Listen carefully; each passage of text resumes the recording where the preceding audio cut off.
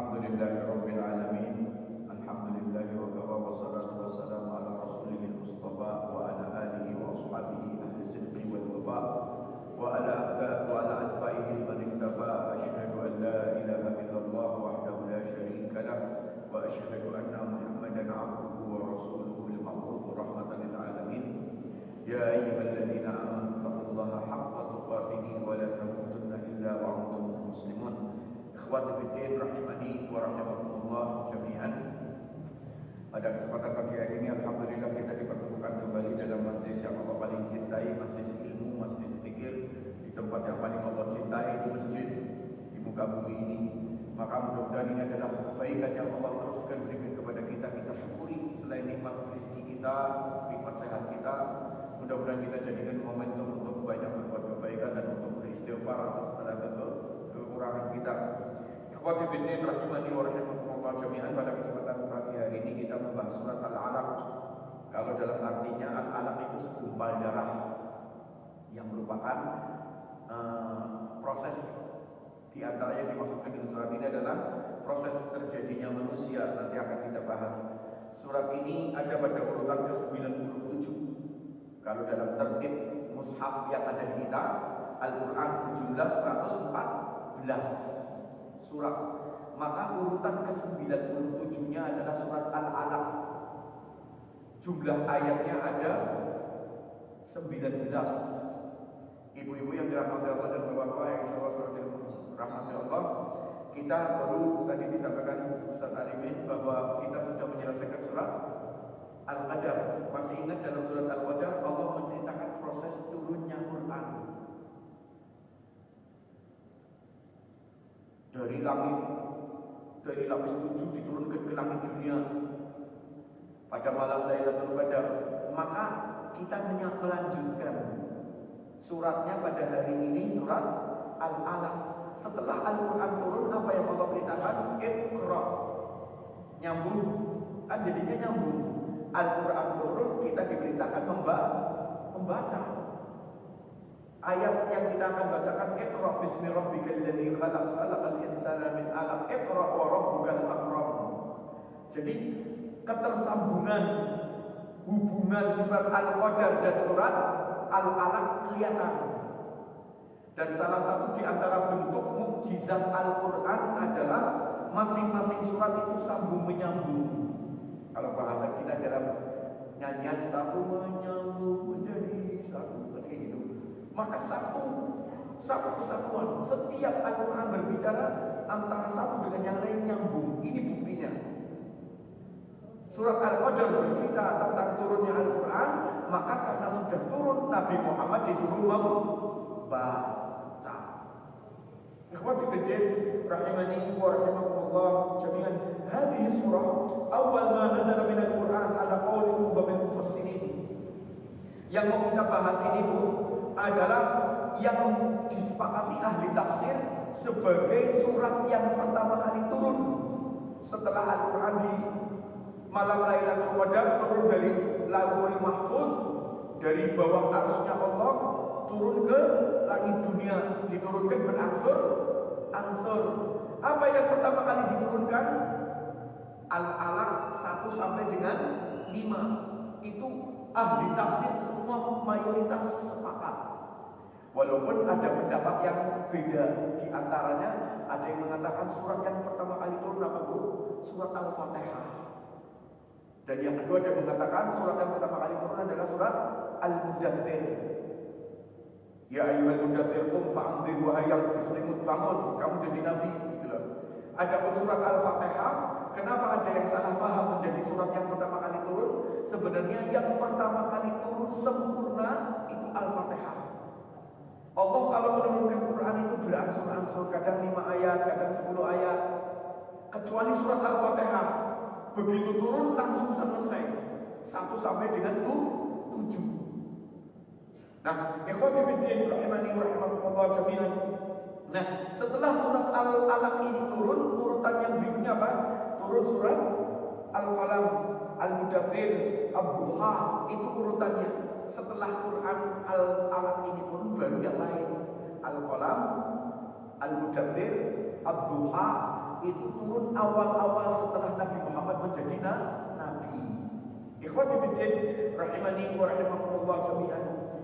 Ini sekedar kita ingin menceritakan, karena ini kata Ustaz Ali ini tadi kita mungkin akan hanya membahas sampai 5. Karena ketika kita membahas surat Al-Alaq, kita membahas tentang kejadian proses turunnya Quran. Pertama kali Nabi Muhammad menjadi nabi. Wa fi sahihaini anha qalat, dari Aisyah radhiyallahu taala anha, dia bercerita, awal ma budi'a bihi Rasul sallallahu alaihi wasallam min al-wahyi ar-ru'ya as-sadiqah fil naum. Jadi awal permulaan Nabi Muhammad menjadi nabi diawali dengan apa? Mimpi dalam tidur. Terbitnya subuh, tiba-tiba digambarkan dalam mimpinya itu terbitnya waktu subuh yang padam setelah itu. Digambarkan oleh Nabi Muhammad, beliau bermimpi seperti itu. Sejak beliau bermimpi itu, maka beliau lebih senang untuk bertahanuf. Kata beliau Aisyah radhiyallahu ta'ala anha, "Thumma hubbiba ilayhi al-khala' wat-tahannuf." Maka setelah Nabi Muhammad mimpi itu, beliau keluar dari rumah, mengambil tempat gua Hira untuk berduduk merenung. Kalau bahasa orang sufi mengatakan kontemplasi. Kalau Nabi Muhammad maksudnya adalah merenung, memikirkan keadaan umat. Kata radhiyallahu ta'ala anha, Aisyah, maka Nabi Muhammad melakukan berhari-hari itu. 2 hari 3 hari, nanti pulang ke rumah, ketemu istrinya, membawa bekal lagi, berangkat lagi ke Gua Hira. Terus seperti itu sampai datang kepada beliau sallallahu alaihi wasallam makhluk yang mendekat dari belakang dan kemudian mengatakan Iqra kepada Nabi Muhammad sallallahu alaihi wasallam. Maka Nabi Muhammad mengatakan, ma ana biqari, aku enggak bisa baca. Dalam riwayat yang lain, ma aqra, apa yang aku baca? Maka dekat Nabi Muhammad seperti kencang. Kemudian dilepas. Kemudian diulang lagi, Iqra, ma ana biqari, diulang sampai 3 kali. Maka dilepas lagi. Pada waktu yang ketiga dilepas sambil mengatakan Iqra bismi rabbikal ladzi khalaq khalaqal insana min 'alaq Iqra wa rabbukal akram alladzi 'allama bil qalam 'allamal insana ma lam ya'lam. Jadi inilah ayat yang pertama kali turun 1 sampai dengan 5, yang dimana kita meyakini Nabi Muhammad diangkat menjadi Rasul dan Nabi dengan ayat ini. Separa mayoritas ahli tafsir, inilah awal yang menunjukkan kita diperintahkan mengimani kenabian beliau sallallahu alaihi wasallam. Maka kemudian dilepas. Kemudian Nabi Muhammad dalam kondisi ketakutan, beliau keluar. Kemudian Nabi Muhammad karena rasa takut itu, kemudian umat Afrika malaikat Jibril mengatakan, innaka Rasulullah, kamu adalah utusan Allah, kamu adalah Nabi Allah. Beliau keluar. Maka ketika keluar ingin pulang karena rasa takut dan gemeter tadi, dari belakang ada suara yang memanggil, ya Muhammad anta Rasulullah wa ana Jibril. Ya Muhammad anta Rasulullah wa ana Jibril. Diulang. Maka Nabi Muhammad karena sedang lari untuk pulang, karena ada panggilan, wahai Muhammad engkau Rasulullah dan aku Jibril. Ini namanya forum kenalan, ta'aruf. Karena memang Jibril sejak saat itu pagi sore kapanpun selalu datang kepada Nabi Muhammad sallallahu alaihi wasallam menyampaikan wahyu. Maka bagaimana kalau enggak kenalan? Maka Nabi Muhammad ketika mendengar anta Rasulullah wa ana Jibril, beliau menengok ke belakang untuk melihat. Maka dilihat sayapnya memenuhi ufuk barat dan timur. Gede dalam rupa aslinya Nabi Muhammad, rupa aslinya malaikat Jibril. Maka pulang beliau ketakutan. Zamiluni, dathiruni, selimuti aku. Aku takut terhadap apa yang terjadi kepada diriku, mendapatkan sesuatu yang buruk.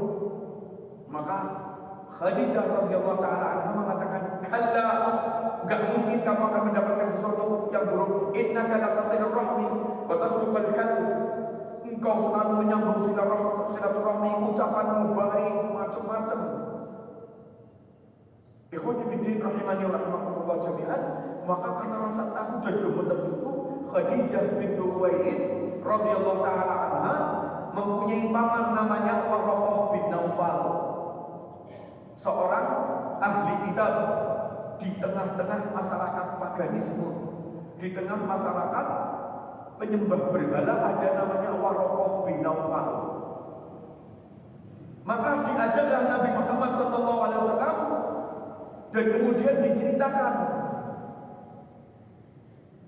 kepada Waraqah. Maka Waraqah mengatakan, innahu namus alladhi ata Musa alaihi salam. Itu adalah malaikat. Beliau menyebutnya dengan kata-kata namus. Mungkin bahasa Ibrani atau bahasa yang menggambarkan malaikat yang telah datang kepada Musa alaihi salam. Sungguh engkau akan diutus, dan seandainya engkau diutus maka engkau akan didustakan. Seandainya aku tahu maka aku akan membenarkan kamu dan aku akan menolongmu. Ini menunjukkan bermakna Waraqah bin Naufal itu adalah termasuk orang yang sudah muslim. Kenapa? Dia membenarkan Nabi Muhammad dan mendukung, membela. Maka Waraqah bin Naufal termasuk minas sabiqin al-awwalin. Orang yang pertama beriman kepada Nabi Muhammad siapa? Khadijah, keluarga. Tetapi yang termasuk mengawali imannya kepada Nabi Muhammad SAW adalah Waraqah bin Naufal. Nah, ikhwati fiddin rahimani wa rahimakumullah jami'an. Maka turunnya Al-Quran surat Al-Alaq ini enggak totalitas, berangsur-angsur. Dalam riwayat ada menyebutkan kemudian turun ayat berikutnya, kalla innal insana la yatgha ar-ra'a istaghna inna ila rabbika ruj'a ar-ra'ita alladhi yanha 'abdan idza shalla. Adalah setelah Nabi Muhammad berdakwah, terutama mendapatkan tentangan dari seorang Abu Jahal.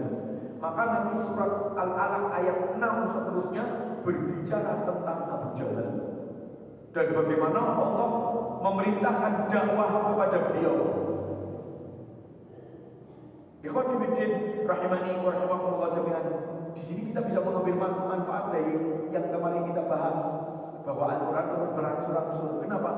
Nabi Muhammad tidak berat. Bayangin kalau turun langsung banyak-banyak. Nah, para sahabat tidak merasakan berat, mudah dihafal, ya kan? Kalau turunnya sedikit-sedikit kan mudah dihafal, mudah dipahami. Kemudian meneguhkan Nabi Muhammad, sedikit-sedikit turun ayat, jadi hatinya selalu disupport. Turun ayat, mendukung, mensupport. Itu kan meneguhkan hati. Dan yang paling penting, amal terhadap agama Islam ini bertahap. Gak banyak langsung amalannya, sedikit demi sedikit. Namanya orang belajar. Ikhwati fiddin rahimani wa rahimakumullah jami'an. Maka inilah prosesi terjadinya turunnya wahyu. Setelah bertemu dengan Waraqah bin Naufal, Nabi Muhammad pulang, mendingankan lerep. Maka beliau masih dalam kondisi ketakutan. Ada dalam riwayat, maka beliau masih tetap dalam ketakutan. Tapi dalam riwayat yang lain, ketika Allah Subhanahu wa taala menyuruh untuk berjalan, berdakwah, maka orang-orang musyrikin terus menghujani. Maka beliau berselimut, takut menghadapi kondisi umat yang demikian keras. Maka Allah mengatakan, ya ayyuhal muzammil qumil laila illa qalilan nisfahu aw inqus minhu. Dalam kesempatan yang sama, ya ayyuhal mudaththir. Maka surat Al-Muzammil dan surat Al-Mudaththir turun bersamaan. Nanti kalau kita cek tafsirnya seperti itu. Nabi Muhammad disuruh bangun tetap berdakwah, jangan takut. Tapi dalam surat Al-Muzammil disuruh minta tolong. Qumil laila illa qalilan nisfahu aw inqus minhu. Kamu mendapatkan tentangan, bangun sholat malam, minta tolong sama Allah. Kan ada ayatnya, ista'inu bisabri wassalah. Kalau dapat masalah, mintalah tolong dengan apa? Sabarmu dan sholat. Maka surat Al-Mudaththir dan surat Al-Muzammil merupakan awal-awal turunnya kepada Nabi Muhammad sallallahu alaihi wasallam. Ikhwati fiddin rahimani wa rahimakumullah jami'an.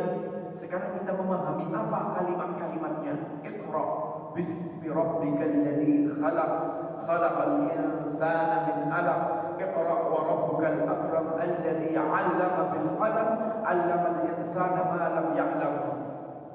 Kita mengetahui dari kedudukan ayat yang pertama kepada kita adalah pentingnya ilmu. Allah enggak menurunkan perintah sholat, enggak disuruh bertauhid dalam artian langsung tinggalkan syirik. Dia cuma mengatakan Iqra bismi rabbikal ladzi khalaq. Bacalah. Artinya apa? Disuruh membaca aktivitas yang mendatangkan ilmu. Walaupun di sini tetap mentauhidkan Allah bismi rabbikal ladzi khalaq, tetapi perintahnya adalah bacanya. Sebagaimana tadi saya sampaikan, Al-Quran turun surat Al-Qadar, maka surat Al-Alaq disuruh membaca Quran. Orang akan maju ketika membaca Quran. Orang yang tidak mengimani Quran pun kalau membaca Quran dia akan mendapatkan manfaat. Lihat orang kafir yang betul-betul menjalankan perintah Allah.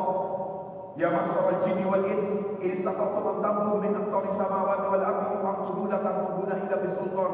Ini ayat dibaca orang Yahudi dan Nasrani untuk mengelilingi alam semesta dengan kekuatan ilmu. Mereka baca dan mereka yang dahulu menciptakan ada kereta, mobil, pesawat, apa itu kan hasil dari Al-Quran yang menyuruh bergerak, beraktivitas. Maka perintah yang pertama apa? Iqra. Ikhwati fiddin rahimani wa rahimakumullah jami'an. Wal makna, apa makna dari ucapan Iqra bismi rabbikal ladzi khalaq? Ay iqra ma anzala ilayka minal Qur'an muftahihan bismi rabbik. Allah menyuruh Nabi Muhammad sallallahu alaihi wasallam agar membaca Al-Quran yang turun kepada beliau dengan diawali dibuka dengan baca basmalah. Maka lihat, hampir semua surat ada bismillahnya, 99,9. Hanya satu surat yang tidak pakai, ada surat At-Taubah. Kenapa? Iqra bismi rabbikal ladzi khalaq. Sunnah di dalam kita membaca Quran mengawalinya dengan bismillah. Terutama di awal surat, Bu. Kalau di tengah-tengah surat cukup isti'adzah, fa idza qara'tal Qur'an fasta'idz billah. Kalau mau membaca Quran, adabnya adalah isti'adzah. Mau di awal surat, mau di akhir surat, mau di tengah-tengah surat, awali dengan a'udzu billahi minasyaitonir rajim. Al-Quran surat An-Nahl, fa idza qara'tal Qur'an fasta'idz billah. Kalau sudah isti'adzah, habis itu kalau di awal surat sunnahnya bismillah. Karena bismillah ditulis hanya di awal-awal surat. Maka kalau ibu-ibu membacanya langsung ayat kursi, a'udzu billahi minasyaitonir rajim, langsung Allahu la ilaha illa huwal hayyul qayyum la ta'khudhuhu sinatun wa la naum. Kenapa? Karena di tengah-tengah atau di bukan awal surat. Kalau awal surat bismillahirrahmanirrahim, setelah isti'adzah baru alif lam mim, inna a'tainakal kautsar qul a'udzu birabbil falaq. Seperti itu. Ini yang disepakati muqdhamul mufassirin dan muqdhamu ahli tilawah, para ahli tafsir dan ulama ahli tilawah, bahwa bismillah hanya di awal surat. Sebagaimana jelas kalimatnya Iqra ma anzala ilaika minal Qur'an muftahihan. Muftahihan itu adalah untuk membuka, sebagaimana awal surat Allah contohkan. Maka membaca basmalah cukup di awal surat. Ikhwati fiddin rahimani wa rahimakumullah jami'an. Alladzi Iqra bismi rabbikal ladzi khalaq.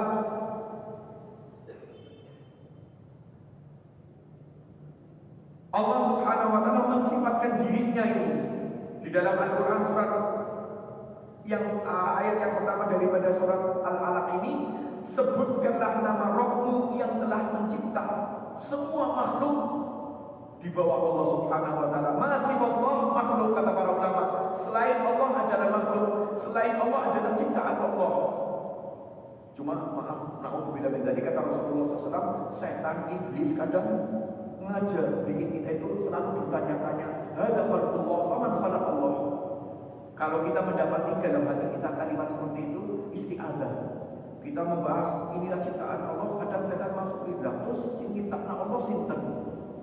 Itu godaan syaitan. Allah mensifati dirinya apa? Huwal awwal wal akhir wal zahir wal batin. Allah lah yang paling pertama, tidak ada yang mendahului, dan Allah lah yang paling terakhir, tidak ada yang lebih terakhir dari Allah. Allah tidak berbatasan dengan sebagaimana makhluk dengan waktu. Ada awal, ada akhir. Allah tidak mengenal itu. Maka kata Allah Subhanahu wa taala, alladzi khalaq, bahwa semua di bawah Allah dalam ciptaan Allah. Allah dikenal dalam rububiyah. Apa? Allah lah yang mencipta. Alladzi khalaqal insana min 'alaq. Ayat yang kedua, khalaqal insan, al-insan yakni ibnu Adam. Yakni Adam wa ibnuhu. Yang dimaksudkan dengan insan di sini adalah Adam dan anak keturunannya. Karena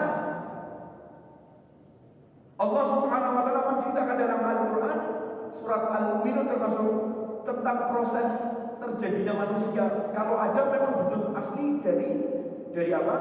Dari tanah. Tapi ibnu Adam itu semuanya dicipta dengan perantaraan proses yang Allah sebutkan dalam surat Al-Mu'minun ayat yang keberapa itu setelah surah ayat alladzina yarithuna al-firdaus hum fiha khalidun. Tentang ayat-ayat ciri-ciri orang mukmin.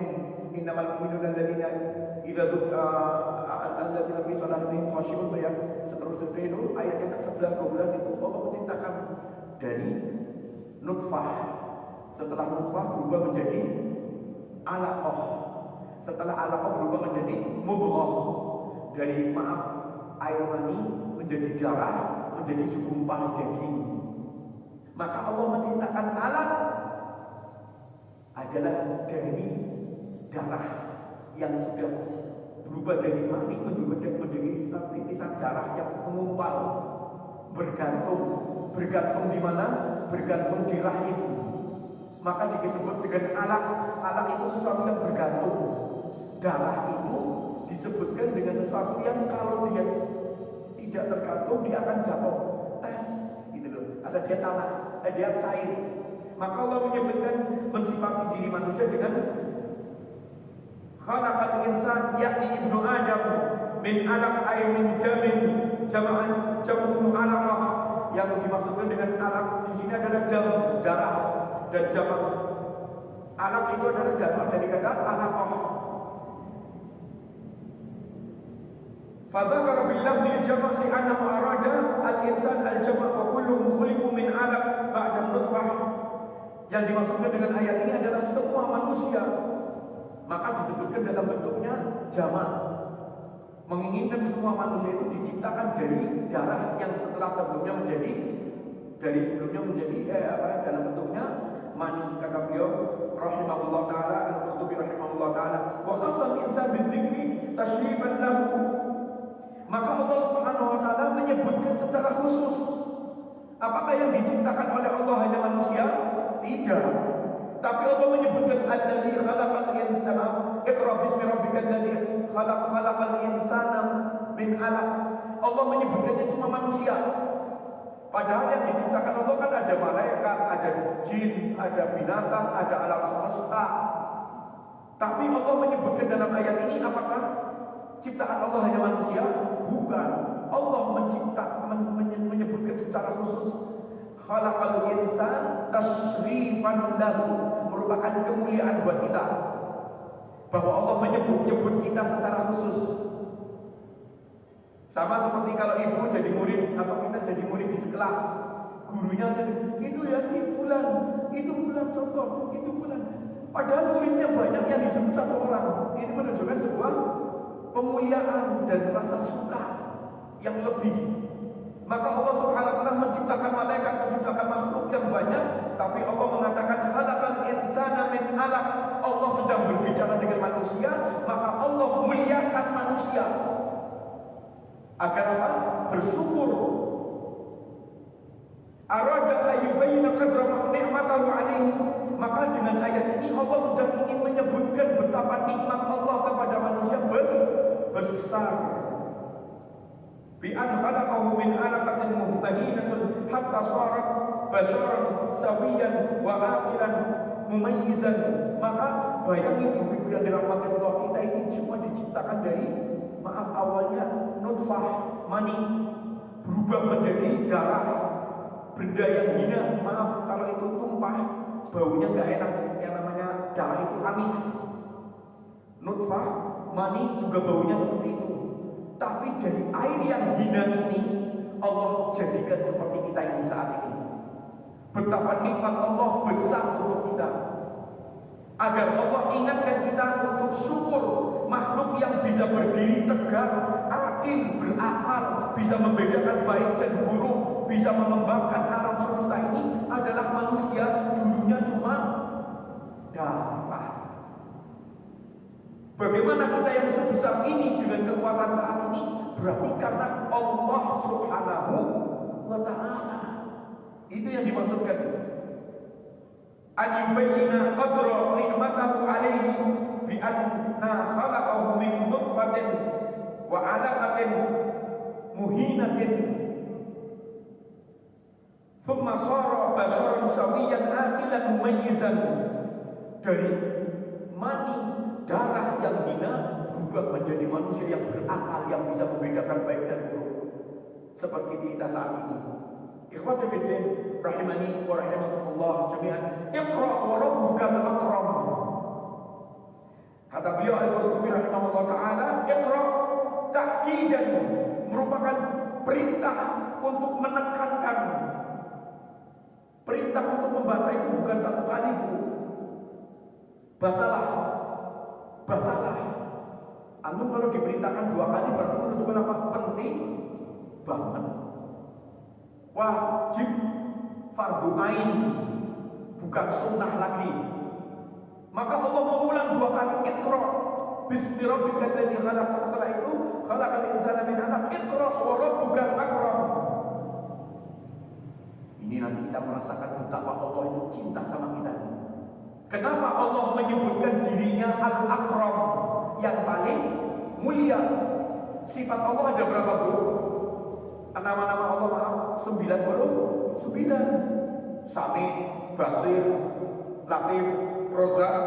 Kenapa enggak Allah mengatakan Iqra wa rabbukal Rozak, Iqra wa rabbuka Al-Latif? Allah sebutkan Al-Karim, Iqra wa rabbukal akram.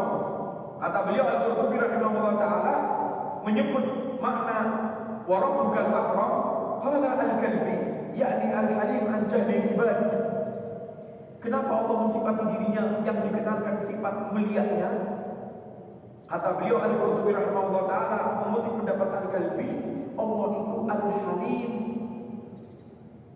an jahlil ibad. Allah itu bijak atas sikap bodohnya manusia.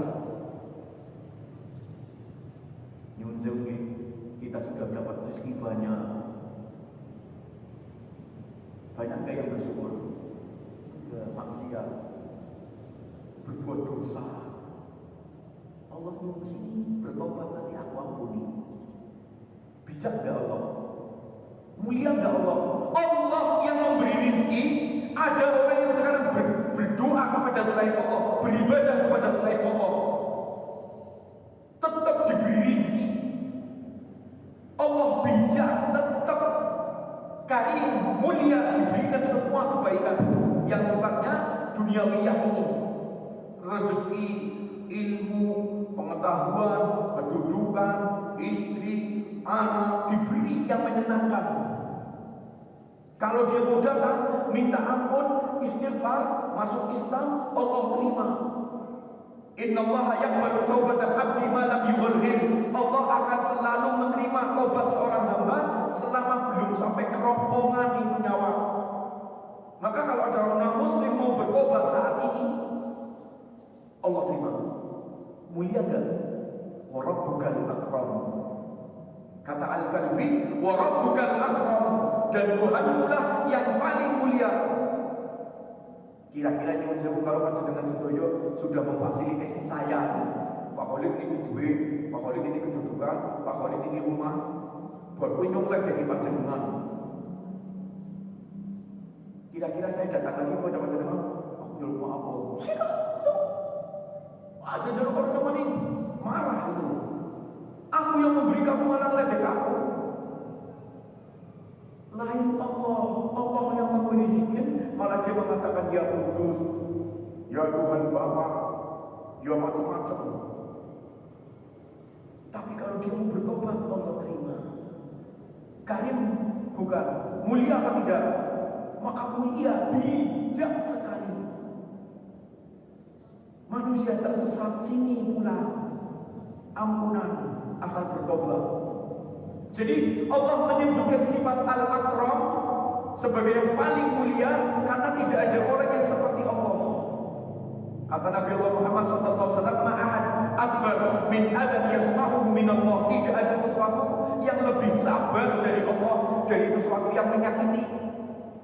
Bayangin, Allah yang memberikan rezeki, tapi Yahudi Nasrani beribadah kepada selain Allah. Mengatakan juru selamat adalah Isa. Padahal Allah yang memfasilitasi. Allah diejek-ejek, Allah punya anak. Tapi Allah sabar, tetap dirizki, tetap diberi fasilitas. Ini karim apa tidak? Mulia apa tidak? Inilah maka Allah berkata, bukan karim tapi Al-Akram. Wa rabbukal akram, Allah lah yang paling mulia. Karena kalau manusia mulianya terbatas. Kalau orang sing seneng. Coba kalau saya nggak suka sama Mas Alimin atau Mas Alimin nggak suka sama saya, ngapain undang balik? Ngapain memberi kesempatan balik? Itu sifat manusia. Atau saya sebaliknya, ngapain aku urusan dengan Mas Alimin? Orang kere, ketemu ya Allah pengen orang nengok. Kenapa saya nggak suka? Maka mulianya saya pada anak, istri, teman yang saya cinta. Tapi kalau Allah mulianya kepada siapapun, maka manusia karim mungkin, tapi yang paling mulia Allah. Karena kemuliaannya Allah tidak berbatas. Ikhwati fiddin rahimani wa rahimakumullah jami'an. Wa qila, maaf ini diteruskan oleh Al-Kalbi, yakni Al-Halim ba'an jahlil ibad falam yu'ajjil bi uqubatihim. Maka Allah enggak pernah segerakan azab itu. Apakah Allah kalau melihat kita berdosa langsung turun azab? Enggak kan? Kadang orang memuliakan saya ini saat ini, saya diberi kesempatan ngomong, padahal aku enggak lihat dosa saya banyak misalnya. Kenapa? Karena Allah menutupi aib saya. Setiap orang pasti mempunyai aib. Orang kadang memuliakan satu sama lain karena nggak tahu aibnya. Coba kalau tahu aibnya, ngapain dihormati? Ya kan? Maka kata Al-Kalbi, Allah itu bijak atas segala kebodohan umatnya, hambanya, dengan tidak mensegerakan azab ataupun segerakan aibnya dibocorkan atau diberikan siksaan, ditahan, dimuliakan, tetap difasilitasi. Ini kenapa? Al-Karimul Akram, zat yang agung, yang mulia dan paling mulia. Ikhwati fiddin rahimani wa rahimakumullah jami'an. Wa qila wa rabbukal akram, makna yang lain, ya Muhammad wa rabbuka yu'inuka wa yufahhimuka wa in kunta ghairal qari'. Ini secara pribadi kepada Nabi Muhammad SAW maknanya. Kenapa Allah menyebutkan wa rabbukal akram? Nabi Muhammad boten saged baca, gak ngerti guru, tapi Allah fahamkan. Allah masukkan pengetahuan. Nabi Muhammad orang yang paling paham tentang agama Islam. Padahal orang profesor doktor. Maaf, saya Mas Alimin mungkin ngajar di masjid-masjid, di tempat-tempat tertentu. Kenapa? Proses, ya kan? Belajar, usaha. Nabi Muhammad nol. gak tahu apa-apa, tiba-tiba jadi tahu apa-apa. Paling tahu, paling bertakwa, paling paham. Maka Allah mengatakan, ya Muhammad, Allah Rabbuka yu'inuka wa yufahhimu. Allah akan menolong kamu, akan membantu kamu, memahamkan kamu dengan apa yang Allah turunkan. Wa in kunta ghaira qari, padahal kamu bukan seorang yang membaca dan berilmu, nol, gak tahu apa-apa. Maka mulia gak Nabi Muhammad dengan syariat ini? Mulia, karena apa? Allah yang memuliakan. Ikhwati fiddin rahimani wa rahimakumullah jami'an. Masih ada waktu? Nah ya, ini terganggu lagi. Nah ini bisa juga. Ayat yang keempat, alladzi 'allama bil qalam, yang Allah Subhanahu wa taala mengajarkan. Ini berbicara kepada makhluk semua manusia, bukan hanya Nabi Muhammad. Nabi Muhammad tidak bisa membaca, tidak bisa menulis, tetapi ini ayat mengatakan alladzi 'allama bil qalam, ya'ni al-khatta wal kitabah, ay 'alima al-insan bil khatti wal kitabah bil qalam. Bahwa Allah Subhanahu wa taala menjadikan ilmu bagi manusia itu dengan apa? Pulpen. Dengan mengajari bentuk tulisan, menulis dan mendapatkan pengetahuan gara-gara itu. Kalau kata ada al-qalam nikmatun minallahi azimah. Pulpen itu adalah nikmat yang paling agung di antara nikmatnya Allah Subhanahu wa taala berikan. Laulal qalam lam yakun din wa lam yasluh aish. Maka kalau bukan karena ilmu dengan ditulis pulpen, maka tidak berdiri tegak agama kita dan tidak bertegak kehidupan dalam maisha kita. Subhanallah, maksudnya apa ini? Maksudnya apa? Adalah agama kita ini sampai ke kita gara-gara apa? Para ulama menulis. Zaman Nabi Muhammad, para sahabat apa semua menulis? Enggak. 1-2 orang. Tapi kemudian tulisan itu berusaha diturun-temurunkan, diajarkan.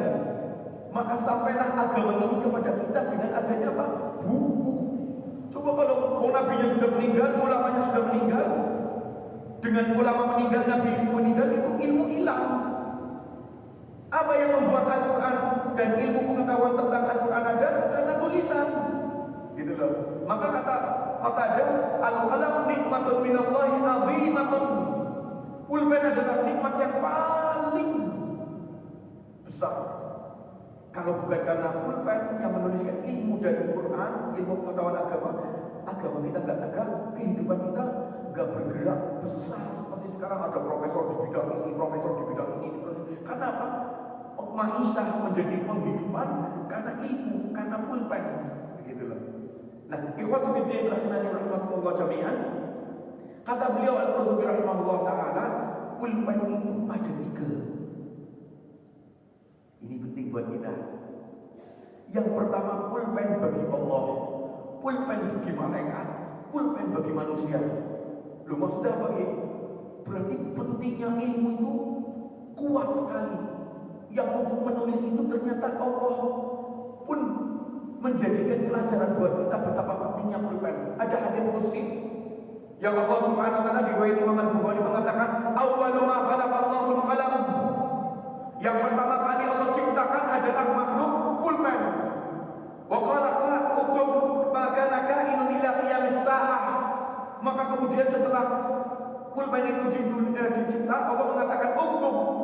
Maka dalam riwayat yang lain pulpen itu mengatakan, "Wa ma aktub." Apa yang aku tulis wahai Allah? Maka pulpen itu dikatakan oleh Allah, uktub ma kana kainun ila qiyamis saah. Terjadinya apapun sejak hari ini sampai kiamat, tulis kehendakmu. Maka apa yang menjadi kehendak Allah ditulis. Itulah yang ditaruh di Lauhul Mahfuz tentang takdir. Paham ya? Itu pulpennya Allah. Allah berdua pulpen. Jadi kalau kita belajar nggak bawa pulpen, jiping ya bakal bubar, hilang. Hilang. Waktunya berapa lama kita mengingat?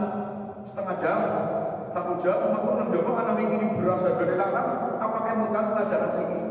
Bisa jadi kelalen kan? Kelalen. Maka jiping itu sangat lemah. ngaji kuping sangat lemah. Yang paling penting untuk tulis segera. Suatu saat kita lupa buka, baca lagi. Money. Pulpen yang kedua, pulpennya malaikat. Inna ahadakum yujma'u khalquhu fi batni ummihi arba'ina yawman nutfah, thumma yakunu 'alaqatan mithla dhalik, thumma yakunu mudghatan mithla dhalik, wa yu'maru bil malaku bi nafkhir ruh, wa yu'maru bi katbi arba'i kalimat. Lihat ini. Bahwa kita itu diproses dalam janin ibu masing-masing itu, pertama mani 40 hari, 40 hari kedua darah, 40 hari ketiga daging. Kemudian kata malaikat Rasulullah, kemudian malaikat disuruh meniupkan ruh ketika janin usia 4 bulan. 120 hari ya, 40 kali 3 sih. Setelah ditiupkan ruh, wa yu'maru bi arba'i kalimat, dan malaikat disuruh mencatat 4 perkara. Apa? Ajalihi, wa rizqihi, wa amalihi, wa saqiyyun aw sa'idun. Disuruh mencatat takdirnya masing-masing. Kalau tadi kan takdir secara umum, semua yang terjadi di alam semesta. Sekarang takdirnya saya pribadi, Ustaz Alimin, antum masing-masing dicatat oleh malaikat ajalnya, lahir kapan, meninggal kapan. Maka nasib jublos, begitu lahir langsung meninggal. Kenapa? Karena yang pertama dicatat adalah ajal, baru rezeki. Maka kalau nggak ada rezekinya kan berarti mati langsung. Ada nggak bayi yang lahir langsung meninggal? Wah, kayak banget. Karena apa? Ajal itu pertama baru rezeki, baru amal, baru nasib. Malaikat mencatatnya pakai apa, Bu? Pakai pulpen. Maka kata al-murdubi wal qalam salatatu aqlam, dan pulpen yang dimaksud di sini adalah 3. Pulpennya Allah, pulpennya malaikat, dan yang ketiga qalamul insan, pulpennya manusia. Belajar tulis, belajar tulis, belajar tulis, terus seperti itu. Maka berkembanglah ilmu pengetahuan, ilmu kedokteran, ilmu teknik, apa macam-macam, termasuk agama kita. Ada tauhid, ada fikih, ada hadis, ada tafsir, ada macam-macam. Dengan apa? Pulpen. Maka pulpen ini bagi 3 makhluk penting, bagi 2 makhluk penting. Dan Allah sendiri mencontohkan. Allah maha mengetahui, Allah maha hafal, Allah maha segala-galanya. Tapi Allah punya pulpen. Yang pertama kali Allah ciptakan apa? Pulpen. Ikhwati fiddin rahimani wa rahimakumullah jami'an. Ada sebuah hadis qudsi yang lain, betapa pentingnya buat kita ini. Wasahha 'an Nabi sallallahu alaihi wasallam min hadits Abu Hurairah, lama khalaqallahu al-khalqa kataba fi kitabihi fa huwa indahu fawqa al-'arsy, inna rahmati taghlibu ghadabi. Lihat ini, bahwa yang pertama kali Allah ciptakan setelah menciptakan makhluk adalah pulpen, dan Allah tulis. Apa yang Allah tulis? Inna rahmati taghlibu ghadabi, sesungguhnya rahmatku mengalahkan murkaku. Kenapa Allah selalu memberi kita fasilitas yang banyak baik, padahal kita maksiat?